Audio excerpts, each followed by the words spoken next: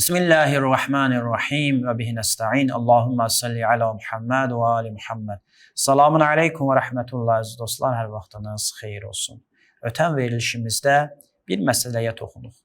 O da bu idi ki, Həzrəti Peyğəmbər sallallahu aleyhi və səlləm Qur'an-ı Kərimin Tövbə surəsinin 80-cı ayəsini yanlış anladı, amma Ömər doğru anladı.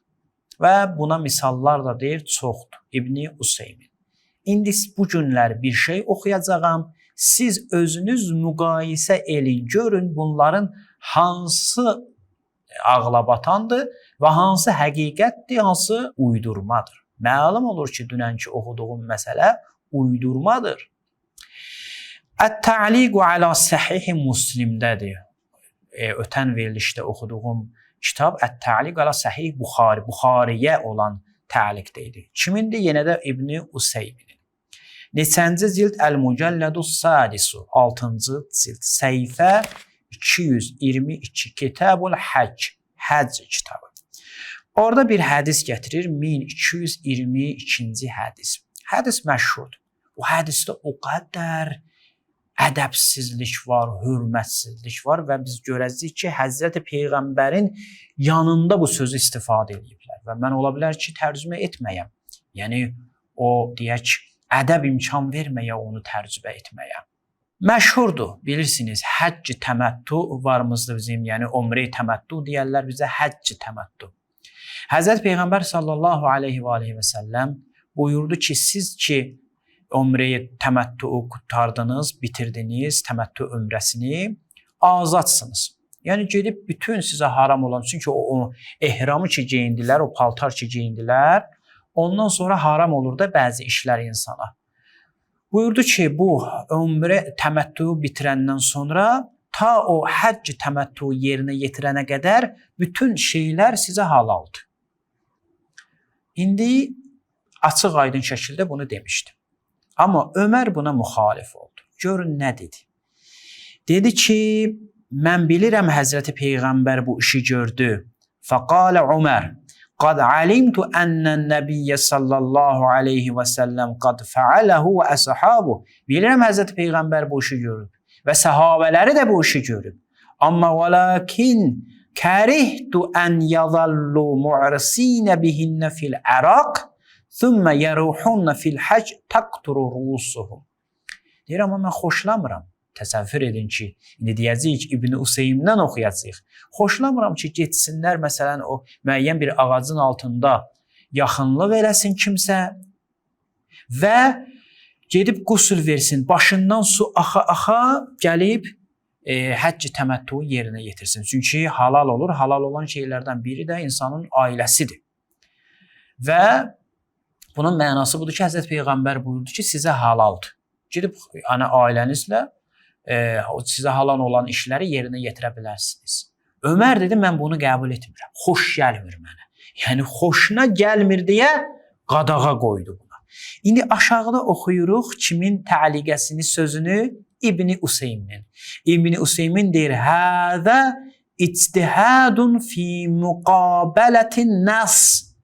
Bu nəssin müqabilində olan ictihaddır. Siz gedin araşdırın. Bütün vəhabilərə deyirəm. Gedib araşdırsınlar. Nəssin müqabilində ictihad nədir? İnşallah növbəti verilişimizdə də oxuyacağıq. Bir dənə ki, Əlbanidən oxuyacağıq Ömər barəsində görək nə deyir. Ki, deyir, necə ola bilər? Biz Ömərin ardınca gedək. Və ən azı bəzi məsələlərdə. Fəhuvə qeyru məqbulun və nəssin müqabilində olan ictihad da məqbul deyil. Deyir ki, Həzrət Peyğəmbərdən soruşdular ki, bütün şeylər halaldır bizə. Həzrət Peyğəmbər də buyurdu ki, bəli. Və orada o söz deyildi ki, mən bunu tərcümə edə bilmərəm. Və bütün dostlara deyirəm, gedib bu vəhabilərin yaxasından yapışsınlar, o birinin sözü olmasın, xirtdəyindən yapışsınlar. Desinlər ki, bunu bizə tərcümə edin. Mən tərcümə etməyəcəm. Oxuyuram ərəbcəsi. Qalu, deyənlərin biri də Ömər idi. Qalu, nəxrucu ilə minə və məzəkiruna təqturu məniyyən. Görün, həqiqətən Həzrəti Peyğəmbər sallallahu aleyhi və aleyhi və səlləmin yanında bu sözləri necə dillərinə gətirə bilirmişlər bəziləri. Yəni adam hətta atasının yanında, böyük ustadının yanında, müəlliminin yanında, istir bu dini ustad olsun, istir qeyri-dini, utanar bu sözü dilinə gətirməyə. Ədəb buna imkan verməz. Amma görün bəziləri necə özlərinə bu deyək icazəni verirdilər. Həzrəti Peyğəmbər kimi əzəmətli şəxsin yanında bu sözləri dillərinə gətirirdilər. Deyir ki, daha sonra buyurur, Həzrət Peyğəmbər burada nəam, tərcümə etmədim o hissəsini. Fə Ömər ictəhədə, iştihad elədi, amma iştihadında nə elədi? Xəta elədi. Və eyb yoxdur, xəta elədi. Nəssin müqabilində iştihadı, yəni nə nəssin müqabilində iştihad bilirsiniz nə deməkdir, əziz dostlar? Nəssin müqabilində iştihad budur ki, Allah deyir bu olar bir nəfər, açıq aydın şəkildə. Bir var, zahiri mənası budur. Amma bir nəfər gəlir deyir olmaz. Bunun mənası budur. Allahın elçisi buyurdu ki, olar, sizə halaldır. Amma Ömər dedi, yox, mən xoşuma gəlmir bu. Bu şəxs necə Həzrəti Peyğəmbər sallallahu aleyhi və səlləmdən üstün olar? Ən azı sübut elədik, göstərdi ki, İbn Useyminə görə bir ayəni, ən azı bir ayəni düzgün fəhm eləyib, amma Həzrət Peyğəmbər doğru anlamamışdı o ayəni. Haqq Ömərlə idi. Baxın, əziz dostlar, bütün bunları onu göstərir ki, o fəzilətlər ki, bəzi sahabələr üçün zikr ediblər öz kitablarında, o fəzilətlər hamısı uydurmadır. Niyə? Çünki məcbur idilər. Bu şəxs Peyğəmbərin yerində əyləşən şəxs idi. Xəlifə idi. Xəlifə gərək dini bilən olsun, savadlı olsun, elmli olsun, təqvalı olsun. Amma biz görürük ki, Ömərin o hərəkətindən təqvasızlığı görürük, ədəbsizliyi görürük, Peyğəmbərin ətəyi ilə tutur dartır.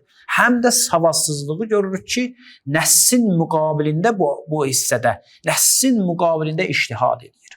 İnşallah, növbəti çəkilişimizdə də bir dənə ən böyük savadsızlıqlarından birini də göstərəcəyik. Kimin savadsızlıqlarından birinin? Ömərin. Və bunlar, bütün bunlar onu göstərir ki, bu şəxslər xəlifə olmağa layiq deyildilər. Əli kimi bir şəxs var idi. A'lamun nas bis sünnə. Sünnəni ən gözəl bilən. Mədinətul ilm və Aliyyun babuha. Əli elmin qapısı idi. O şəhərin qapısı idi. Amma bəzilərini gördük biz. İnşallah növbəti verilişimizi də izləyərsiniz. Mütləq Əlbanidən bir şey oxuyacağam, dəhşətə gələcəksiniz. Vəssalamu aleykum və rəhmətullahi və bərəkatuhu.